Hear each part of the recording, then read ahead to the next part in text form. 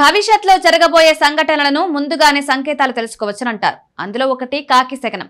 కాకులు కొన్ని సంఘటనలను అంచనా వేయగలవని నమ్మకం ఉంది. అకస్మాత్తుగా చనిపోయిన కాకిని చూస్తే ఏం జరుగుతుంది? రోడ్డు మీద ప్రయాణిస్తున్నప్పుడు అకస్మాత్తుగా మీ ముందు కాకి ఎగురుతుంటే అది మంచి లేదా చెడు కారణాలను సూచించవచ్చు.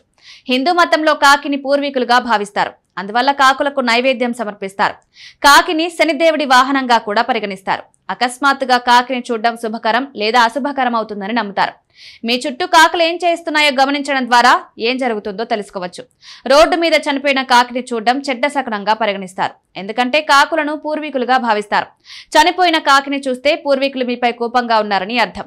చనిపోయిన కాకి మరణ సంకేతం అంటారు. రోడ్డు మీద చనిపోయిన కాకిని చూస్తే సమీప భవిష్యత్తులో మీ జీవితంలో సంక్షోభం రాబోతోందని సూచిస్తుంది.